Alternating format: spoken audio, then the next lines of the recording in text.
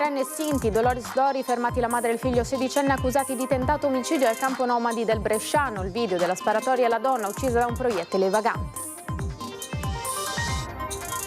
Volta nel caso una bomber è attesa per giovedì, quando saranno consegnati al GIP i risultati delle perizie sui vecchi reperti relativi al caso, finalizzati a trovare il DNA e collegarlo a un vomito. Il settore del portabagagli è un caos fuori controllo. L'assessore al commercio Costalonga annuncia un regolamento comunale per combattere gli abusivi e stabilire l'attività di chi è in regola. Battesimo del volo violento per il caso Giulia Schiff, assolti dalle accuse di lesione gli 8 ex allievi piloti finiti a processo. Per loro il PM aveva chiesto un anno di reclusione ciascuno. Regionale non si scioglie l'enigma del candidato del centrodestra. Abbiamo troppa abbondanza, dicono da Fratelli d'Italia. A Mestre intanto si presentano i civici di Manildo. Un investimento da 4 milioni di euro per dotare l'Accademia Logistica e Mare di simulatori di guida di navi, treni e gru. Venezia continua a puntare sullo sviluppo del porto. Si è concluso il Salone dell'Alto Artigianato Italiano all'Arsenale, che in 4 giorni ha registrato circa 15.000 visitatori. Soddisfatto il sindaco Brugnaro. Buonasera, bentrovate e bentrovati. Edizione di Venezia dei nostri telegiornali. La cronaca in primo piano. Fermate 2 persone per la morte di Dolores Dori, la donna di origine Sinti che era andata a riprendere sua figlia nel Bresciano.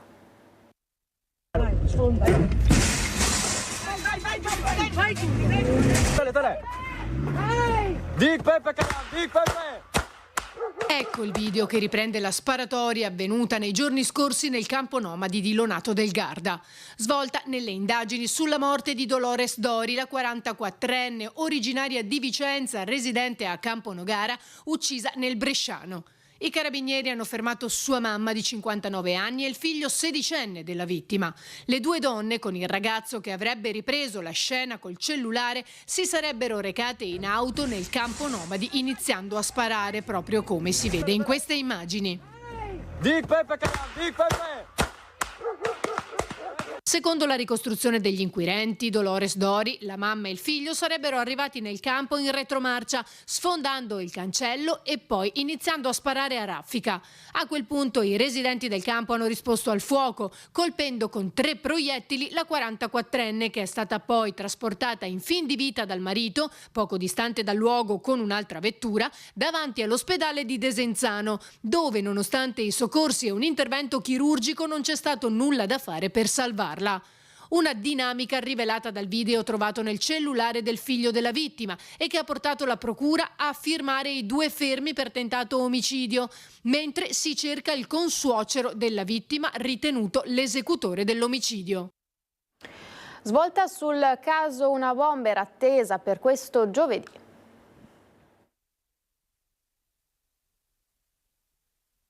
Si attende una possibile svolta sul caso Una Bomber, l'attentatore che disseminò di ordigni il nord-est dal 94 al 96 e dal 2000 al 2006. Una vicenda racchiusa in una trentina di attentati e finora nessun colpevole. Dopo vari rinvii, entro giovedì sarà consegnata alla giudice per le indagini preliminari del Tribunale di Trieste, Flavia Mangiante, la perizia richiesta per far luce sull'identità del misterioso bombarolo. Oggi invece è il giorno del confronto in video tra, da un lato, i periti dell'accusa e gli avvocati difensori, dall'altro i periti incaricati il 13 marzo di 2 anni fa dal GIP Luigi Dainotti di sottoporre a test del DNA 10 reperti conservati per anni dopo la chiusura dei fascicoli iscritti e poi archiviati.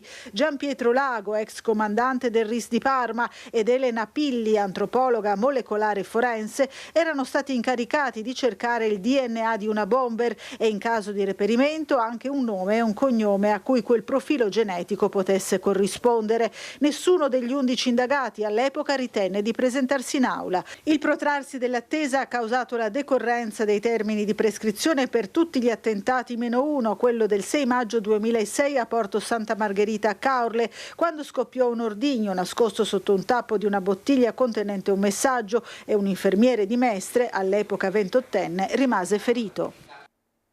È stato annunciato un nuovo regolamento comunale per combattere gli abusi nel settore dei portabagagli a Venezia.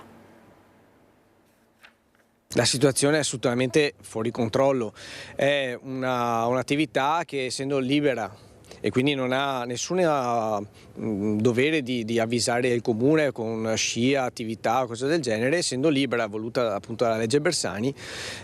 Basta una comunicazione alla questura. Sul trasporto di bagagli all'improvvido turista appena sbarcato a Venezia non sono mancati anche casi di truffa, ed è per questo che l'assessore comunale al commercio Sebastiano Costalonga intende mettere mano ad una situazione che non solo appare fuori controllo, ma che rischia concretamente di peggiorare ulteriormente.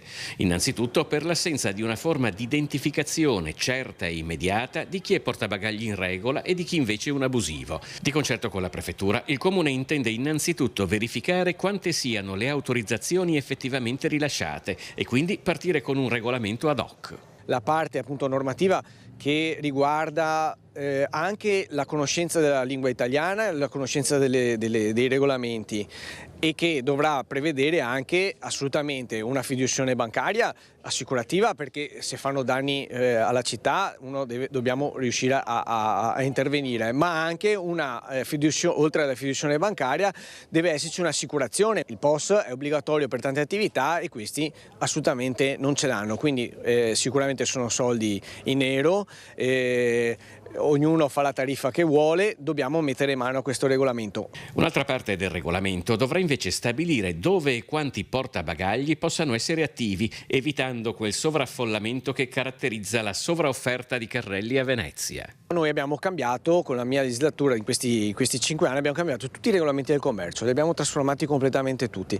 Ci mancano ancora due cose. Uno sicuramente è quello che sto spingendo con il patentino della lingua italiana, dove le persone che soprattutto extracomunitari si devono inserire nel nostro tessuto sociale in maniera corretta. Oltre al patentino di conoscenza dell'italiano, altri provvedimenti di Costalonga sono stati l'oramai famoso decreto antipacottiglia e per l'appunto una regolamentazione che vada ad ordinare un settore attualmente nel caos come quello dei portabagagli. I turisti arrivano in città e si trovano questo casino, questo disastro, e poi vengono truffati perché spesso c'è confusione, non riescono a capire le persone se nel trasporto c'è anche il taxi e quindi ci sono liti tra tassisti e queste persone, cioè non va bene. Siamo alla cronaca giudiziaria, caso Giulia Schiff, lo ricorderete tutti, assolti perché il fatto non sussiste. Si è pronunciato così il giudice del Tribunale di Latina nel processo che vedeva 8 ex allievi piloti dell'aeronautica militare accusati di nonnismo, violenza privata e lesioni ai danni dell'allora collega Schiff.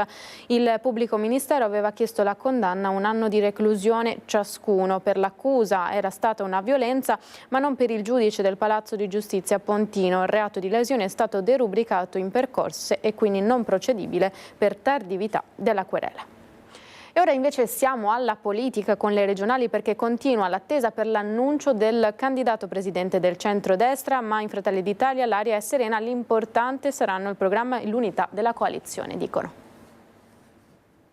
Abbiamo troppa abbondanza, allora quando ci sono tantissime disponibilità a candidarsi, sia a livello di liste, sia rispetto alla difficoltà che hanno i leader nazionali a individuare la figura più adatta per rappresentare il governo, per rappresentare al governo i veneti nei prossimi 10 anni, chiaramente ci si prende del tempo. È un problema d'abbondanza quello di cui soffre il centrodestra veneto. Per questo, dice con un filo di ironia il senatore di Fratelli d'Italia Raffaele Speranzon, la scelta del candidato alla presidenza della regione sta attraversando una gestazione travagliata.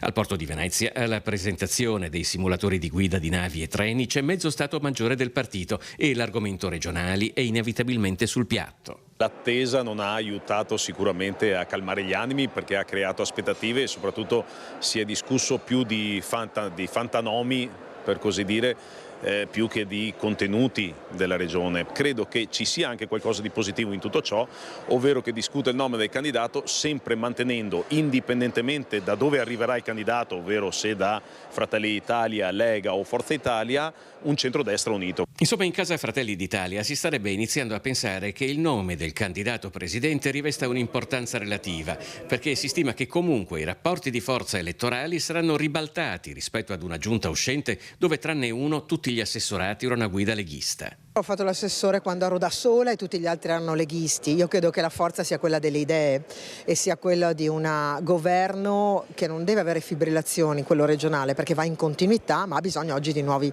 stimoli e Fratelli d'Italia può darli con un forte collegamento con il governo centrale, può darli però con persone molto radicate sul territorio. Non sarò più sola, ma come diceva bene Elena, questo è sicuramente un lavoro di squadra da portare avanti. La Regione del Veneto ha sempre ben amministrato e dobbiamo continuare ad amministrare bene e fare sempre meglio. In fondo quindi la candidatura alla presidenza della regione potrebbe anche non rivestire un carattere fondamentale se si inquadra in una giunta che sarà comunque a trazione Fratelli d'Italia e su un programma che ricalca quelli che sono gli accordi tra alleati a prescindere da chi si insedierà a Palazzo Balbi. Possiamo dire con ragionevole certezza che entro il 20 di ottobre ci sarà il nome del candidato e avremo i nomi delle liste. L'auspicio è quello che già questa settimana i veneti possano sapere chi sarà il candidato presidente di un centrodestra unito che coeso garantirà la continuazione di quei 30 anni di governo che abbiamo alle spalle anche per i prossimi 10. Invece a Mestre oggi sono stati presentati i candidati delle liste civiche per Manildo. Siamo una vera civica innanzitutto, non una civica cinica. Nessuno di noi è mai stato candidato in un partito politico, portiamo competenze. Un imprenditore, un medico, una donna psicologo, una donna architetto, un architetto urbanista e una donna disoccupata, perché vogliamo dare voce anche a chi non trova lavoro e vive nelle case popolari. Siamo una lista assolutamente trasversale dal punto di vista generazionale, la candidata più giovane ha 28 anni, e dal punto di vista territoriale. Venezia è la prima provincia delle liste civiche venete a presentare i propri candidati a sostegno del centro-sinistra alle elezioni regionali del 23 e 24 novembre.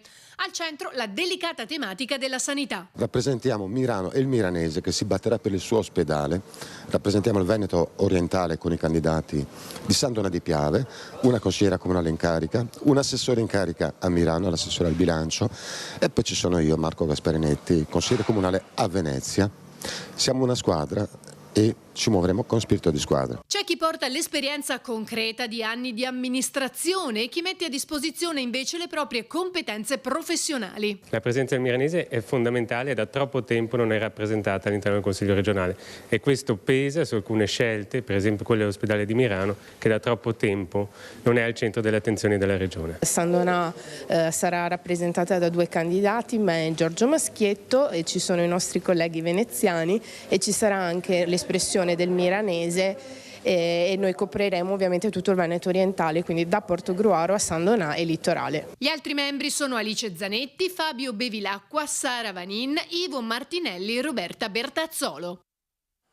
Siamo ancora a Venezia, in centro storico, sollevamento parziale del Mose in mattinata dopo che l'iniziale previsione di marea a 105 cm è stata ridimensionata a 95. Si tratta comunque di un livello che avrebbe normalmente portato San Marco sott'acqua, la zona ovviamente più bassa della città. Invece la piazza è rimasta asciutta anche grazie al nuovo sistema di protezione che si sta allestendo nell'isola, che rende l'area impermeabile alle maree sotto i 100 cm.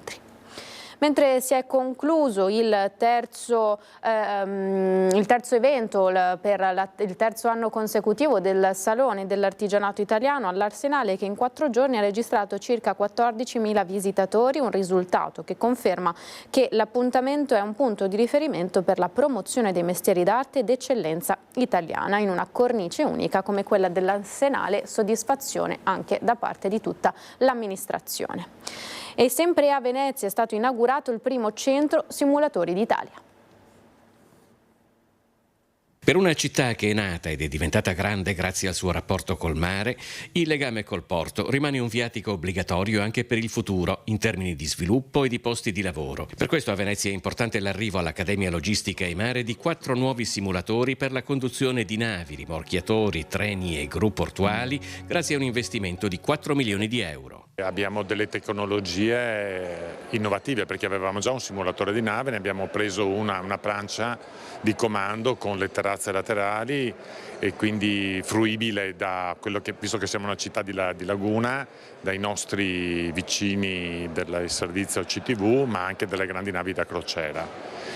Però l'originalità è data che non solo questo secondo simulatore, ma un simulatore per i morchiatori, così come le gru portuali e infine la conduzione di treni. Le potenzialità del porto commerciale di Venezia, seppur sviluppate, presentano ancora ampi margini di crescita, come quelli che le agevolazioni fiscali e le semplificazioni burocratiche previste dalla ZLS, zona logistica semplificata, dovrebbero portare in termini di investimenti. Ma l'Italia purtroppo pecca di tantissima burocrazia e non riesce a mettere a terra progetti come quelli delle ZLS. Tra l'altro io sono stato uno dei promotori a suo tempo, che proprio nella stesura di quella che doveva essere la legge. Pensi che solo il tempo che noi dedichiamo per discutere su questo argomento, in altri paesi hanno già realizzato le opere. Noi speriamo che questa finanziaria possa soprattutto rifinanziare, ma rendere più fruibile il fatto degli investimenti. E si chiude così questa edizione del telegiornale, grazie per essere stati in nostra compagnia, a tutti l'augurio di una buona serata, arrivederci.